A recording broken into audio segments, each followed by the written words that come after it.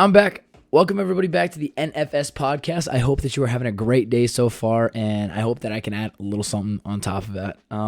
This is episode 3. If you haven't listened to the previous 2, then go take a listen, whether you're on Spotify, Buzzsprouts, which is a direct link inside my Instagram, or on Apple Podcasts. I keep on messing up that word, but Apple Podcasts, if you're on there. It should be on all of them, and if you have any troubles, let me know. I will be more than happy to help out. But this one, today I just wanted to have a quick conversation. I said that last time and it ended up being a lot longer, so we'll see how this turns out. I feel like all my quick conversations kind of lead on to a lot more stuff, and I tend to go from one topic to another and then somehow cohesively tie them all back. But we'll see. If you like the way that I tell stories, then guess what? You're in for another ride. But lately I've been looking at a lot of things, and I've been thinking about things that I regret in life. Now, I have this long-standing statement that says I don't really regret anything in life, because if I regret something, then I wish I'd never done it. But if I had never done something, it wouldn't lead up to me learning and being in the situation I am now. And I still live by that. Like, I can't regret something I did. I can feel bad about it. I can feel bad about, some of the decisions I made and be like, oh, well, that clearly wasn't the smartest thing that I could have done in the world, and I have a laundry list of stuff that I can pull out of a hat.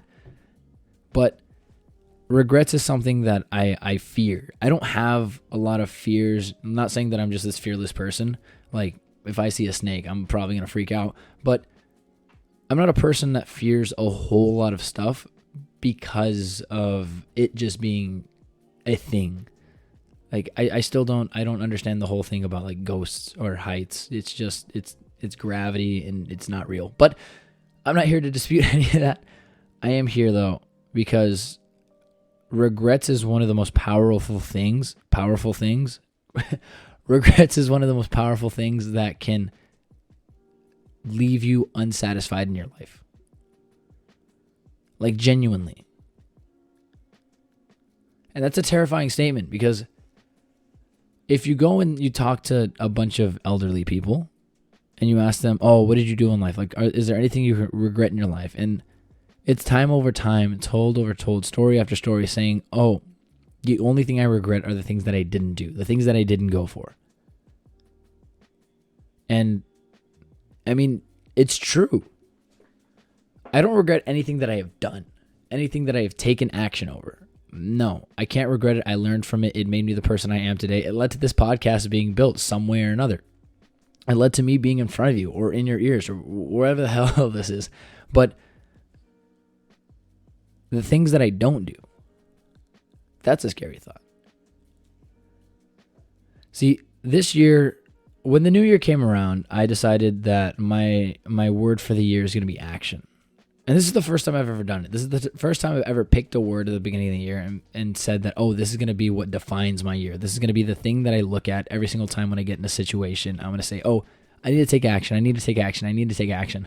And just like a New Year's resolution, I did not do a great job of it. But for the times that I did do a good job of it, or at least followed through with it, it turned out pretty well. And that's not to like boost my self-esteem or my confidence or like whatever the hell you want to say. It's that I actually went out and I did something and I learned from it and I got some kind of result, whether it was positive or negative. I mean, not everything that I did was golden this year. This was a very interesting year. I'm sure it was for everybody else, but for me, I learned a lot. And not only did I learn a lot, I learned through my actions rather than just watching other people do stuff. And I learned that I would be very complacent sitting on the sidelines, whether it was trying to find someone's course or watch somebody on YouTube. It was very easy to say, oh, I'm going to do these things, and then never do them, but be fulfilled because I sat down and I read a book about it, or I sat down and I just watched a video about someone doing something, and I'm like, oh, I'm going to do that someday. But I became very about actions. And now it translated a lot more in physical aspects, like the stupid stuff that if you follow me on Instagram, you've seen that I do. I just completed the 75 Hard. For those of you that don't know that, it's a challenge created by Andy Fristella. He's the CEO and founder of First Form and a bunch of other companies. And essentially, all you do is you go 75 days straight. You work out twice. One of them has to be outside, and they're both 45-minute workouts. You have to drink a gallon of water. You have to read 10 pages from a book. You have to follow a diet, and you cannot deviate from it. You can't have a cheat meal. It has to be 100% that diet. It could be whatever diet you want, but it has to be that diet. And then there's also no alcohol, and you have to take a progress picture every single day. And I did that. I finished it. And I'll tell you what, that was pretty fun. That was pretty great. There was times where it sucked and I hated my life and I wondered every single second of that day, why the hell did I do that? But nonetheless, I did it. And I took action on that day. Like, that was a really big deal for me, because I said I've been saying for probably a year or two now that I'm going to do 75 hard. I'm going to do 75 hard. And I never did it. And I finally did it this year. And now, a handful of months prior, I did a challenge by David Goggins. If you know him, he's a badass Navy SEAL, like all around, like badass motherfucker. There's no other way around it. And he has this challenge called the 4x4x48. Now, a little bit of a backstory on that. It's a 4 miles every 4 hours for 48 hours straight. So you're running 48 miles. Now, that weekend beforehand, or that Friday, when I was at work, my boss specifically said, go home, get some rest, don't do anything that'll get you hurt, or something to that aspect. And I did essentially the entire opposite. I did the opposite. Because after that challenge, my feet were all busted up. I pretty much gave myself plantar fasciitis for time, and I could barely walk. I had shin splints. Everything hurt. Like, I was just so sore and broken that I felt like I could barely move. But I knew I had to go into work and just put on a brave face and go through it. That way I can go home and just ice myself and try and recover as best as I could. Now, I always said that I was someone that would go out and do physical challenge. I always said that I was someone that would go out and do something. I love the physicality of things, but I never took action over almost anything. And it reflects on my character. I'm someone who has trouble finishing what they started and also doing what they say they're going to do. And that's a really troubling thought to me, because if I live my entire life saying that I'm going to do something and I don't end up doing it, I can almost guarantee that I'm going to regret a lot of the time that I spent in my life. And the few actions, the few things that I have done have left a significant impact on me and shown me what the ulterior is when you actually do just go for it, when you're relentless in going after it. Like, there's a lot of stuff that was going to stop me from the 4x4 to 48. There's a lot of stuff during the 75 hard that's like, if I just broke this, like, it wouldn't be a big deal. Like, who would know besides me? Who would know? But it's me. That's the whole point. It's being accountable for yourself. It's showing yourself that, hey, like, you're good. You got this. You're strong. You figured it out. You're going to figure it out no matter what. You're going to push forward. And you're going to find that, like, confidence in that thing that brings it out of you. That I follow Jeff Logan, and he goes by Jeff Logs on Instagram. And he has this statement called no beast mode rather than beast mode. And that doesn't mean there is no beast mode, like you don't go beast mode in the gym. It says that you're either beast mode 100% of the time or none of it. Like, why are you going to only do it in the gym? Why are you only going to go beast mode in the gym rather than be beast mode in every single aspect of your life? And so when I did this 75 hard, it's like I pulled out that ability for me to go beast mode in every single aspect of my life. In my school, in my work, in my health, fitness, like everything. It was just super, super high octane. And of course, there were days where there was, dips and stuff, but I didn't let it get to me, because no matter what, I knew that I had to accomplish these tasks. I had to get these things done. I had to take action on the things I was doing. And that directly, the 75 hard directly led to creating this podcast. And now, unless some weird stuff happens in the future where, policing and a whole lot of stuff, unless things really go sideways, I don't think I will ever regret this podcast. There's no way. I'm super happy that I'm doing this. This is something that I've been talking about doing for a very long time. But imagine if I just never took action on it. This would definitely be something that I regret, because I have no idea what this is going to turn out to. This could literally just be me talking into a microphone to the same 10 or 15 people, which, if you're watching 10 or 15 people, I love each and every one of you. Thank you for listening to me and giving me that opportunity to be in front of you. But nonetheless, it could grow into nothing and it's just a fun hobby to do on the side. Or it could grow into something immense that I can't even imagine right now. And I need to sit down and visualize. But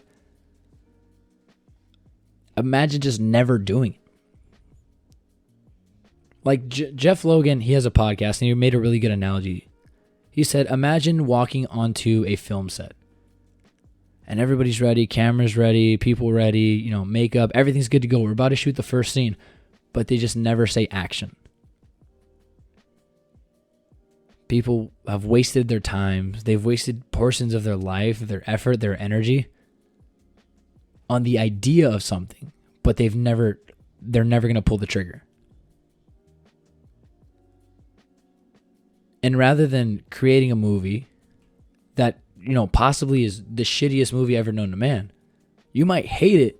It might be like the ugly baby. I don't even know if that's a good analogy, but it might be like the ugly duckling. That's what I'm looking for, not the ugly baby. It might be the ugly duckling of like all of cinema. But it led to an experience. It led to something. It led to more rather than just X cut never happened. And regretting, it's like, oh, well, what if that movie took off? You don't know that the alternative is the movie tanks, but that when that movie tanked, you led to be a better director and the actors got more gigs and they got experience. It didn't lead to everybody's life moving in a different direction, like propulsing them forward. And you live to regret that. You live to regret the actions that you didn't take. And now, this doesn't just lead to, I'm going to go out and do stuff. I want to be an entrepreneur. Or I want to go and do stuff. I want to, get this degree. It doesn't just limit you to material things or stuff like that. I'm not saying that being an entrepreneur is material, but it leads to a lot of aspects in life. Like the whole idea that men can't be emotional at all, I find is a very barbaric and nonsensical standpoint. Do I think that everybody should have their emotions under control rather than let them get the better of them? Absolutely. I don't think that you should let your emotions be the guiding light to everything that you do. But I also don't think that hiding them is a solution at all. Because a lot of how our brain works and our psychosis is based on emotion. And if we just subsidize all that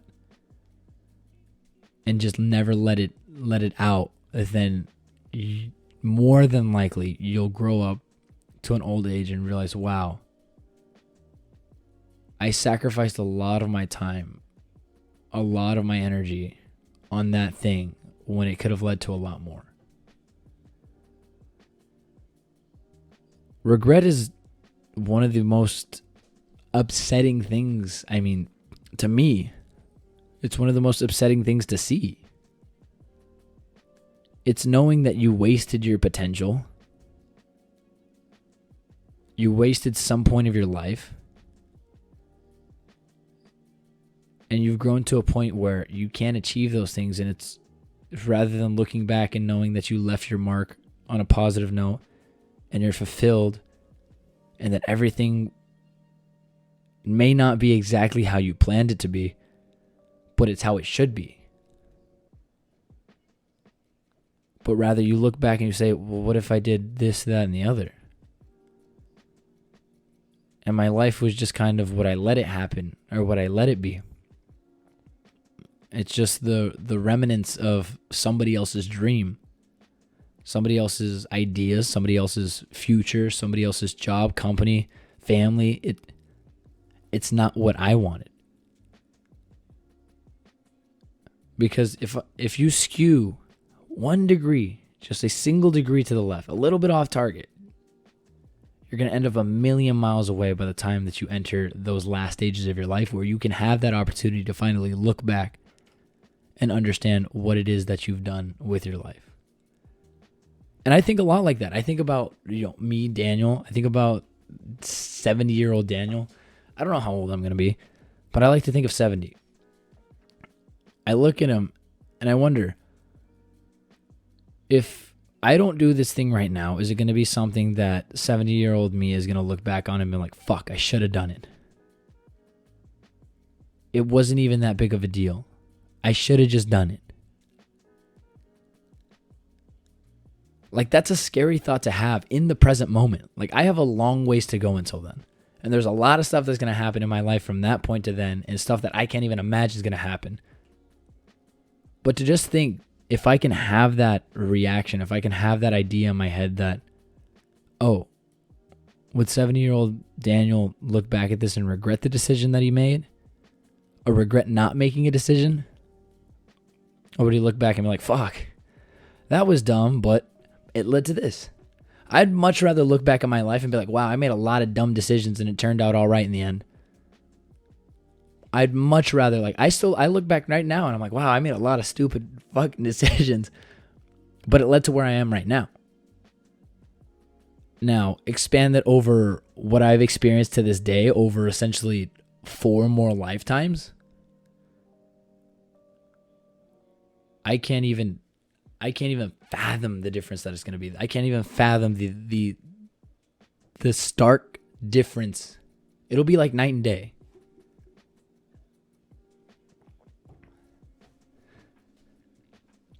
But it's all about regret.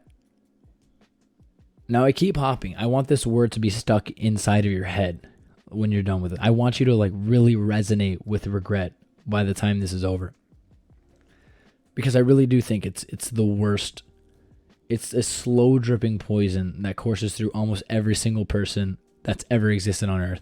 I think there are very few people that will ever just live their entire life and be like, no, exactly how I wanted it. Exactly how I wanted it. Now, I guess that's, in turn, if you're at peace with yourself and all that stuff. But living with regret and knowing that you're going to live with regret is just, it's unacceptable. It's settling. And I mean, say it with me now. The whole goal of this podcast is to never fucking settle. It sounds cheesy when I say it. It might, but it's the goal. If you allow everybody else to pull your reins and direct you in some kind of direction that you don't want to go in, but you're like, oh, it's just, this is what I'm supposed to do, and this is what everybody else does, so I'm just going to follow along with their path, and we'll see how things turn out, and hopefully I'll be happy and have, the wife, the 1.5 kids, and the 2.1 dogs, and, maybe I'll be happy then when everything's just average and normal. Like, I don't know. No, I can't even imagine what the actual number is of the populace of people like that live that life, that live that very average life. And they look super happy just outside. They're like, oh yeah, we're doing great. Everything's fine. Everything's perfect. But then behind closed doors, everything is just a stressful situation. Because the people didn't get to live their lives. And it's an interesting switch. Like when you realize that, oh, I've wasted a significant portion of my life and now I have to use the time that I have left in order to bring back a semblance of me having that free will and that decision for myself, that is a terrifying thought to have way later down the line in life. And it happens way more than we think. It happens a lot more. I would say it's the vast majority. Now, of course, I don't have any statistics on this, so I'm not going to say this is fact. But if I was to assume, which everybody knows what assume means, it makes an ass out of you and me. Thank you, 3rd grade substitute teacher, for teaching me that. But if I was to assume, I would say a vast percentage of people are unhappy with the choices that they've made in life, strictly for the reason that they weren't theirs. And this is everything. Again, you can regret a lot of things in life, but I don't think it's fully grasped what that means. And that's why I question myself a lot. I question the decisions I make. I question, are the decisions I'm making because it's something that I want to do that drives me towards a passion and what my life's passion is supposed to be, my purpose here, the things that I want to do on this earth while I have the time? Or is it because of something that a family member said? Is it something that Instagram influencers have told me that I should have or I should want? Is it something that is not organically my own thought?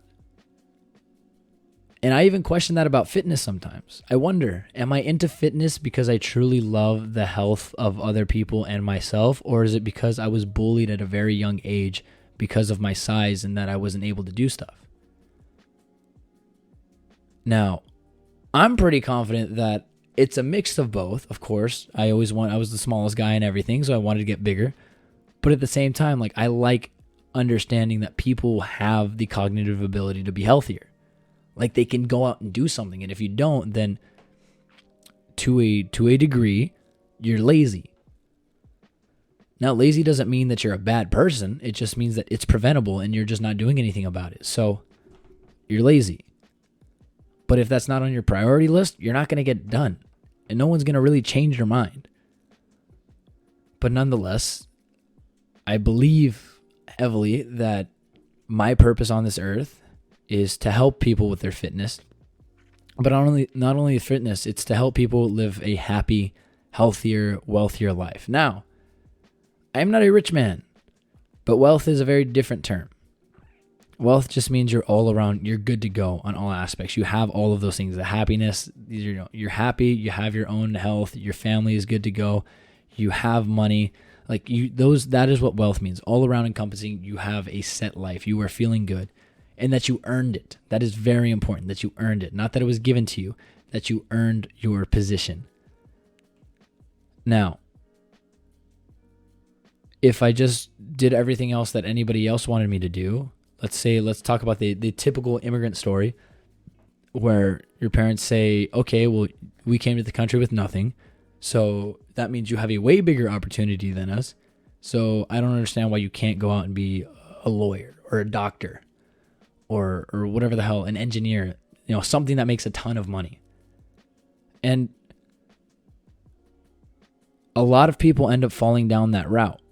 They think, oh, I have to do this because of my parents, and if I don't, then I'm not living up to their standard and their potential. And then they end up living a life that they didn't want to create for themselves because they were passionate in music, but they became a doctor because their parents said it was the only way to go, given their circumstances. And that's a scary thought. Imagine being a doctor. Of course you made the money. You probably have a family that's pretty well off. Like, everything's good to go. But deep down in your heart, this was never something that you ever wanted to do. But it's way too far down the line for you. Not that it's ever too far down the line, but you feel as if it's way too far down the line for you to switch it up and finally pursue your career or your love for music. This goes for everybody for anything. Like, there are infinite amount of examples, but this is just the one I'm using. And that's what scares me about regret. I don't want to be, I don't want to have that midlife crisis, because I don't really think midlife crises happen. Like, I think at some point, in the middle of your life, you realize, oh, I'm like halfway there now. I should probably be a little bit more concerned with, this, that, or the other. But I think midlife crises are just people realizing that they never did what they wanted to do and that they're living their life for and from someone else. So I don't want to have to deal with that. Am I going to buy a red sports car, when I'm 55? God knows, I'm not there yet, but we'll see. But it's that regret. I've heard from very close relatives that they regret not being emotional. They think that when it's all said and done, I'm probably going to look back at that and think, I probably should have been a lot more open. But people feel very set in their ways. They feel like they can't change. They feel like they can't make a difference and that they have to live with their regret because this is who they are. But people are able to grow. People don't change. There's biological reasons why people don't really change, and some ingrained stuff in neurological patterns and the psychosis of when you grew up as a kid. There's a whole lot of stuff saying why you don't change, but you can grow. You can grow to take on the things that you might regret in the future And those almost 100% are actions that you can take right now, regardless of your age, regardless of your gender, ethnicity, anything that you want to use as an excuse, any reason you want to give. But taking action leads to not regretting something. Because I have never heard someone say, oh, I regretted asking out that girl because she just said no. Or I regretted putting in that job application because they said no. Or I regretted doing something. It is almost 100% of the time I regretted not asking out that girl. I regretted not filing for that job. I regretted not starting that side project, that hobby, that whatever it is. And so take action on your life. Take action so you don't have to grow up and look back at everything and be like, fuck. I had so much stuff that I could have done. Now that I'm the wiser, I can look back and realize that all the things that I didn't do was because of just procrastinating and not having faith in myself and just thinking that other people's opinion over the things I do matters more than mine. Because listen, besides if you're religious or anything like that, or whatever your beliefs are, if we only have one shot at this, one shot at life, like Eminem, like Mom Spaghetti, one shot.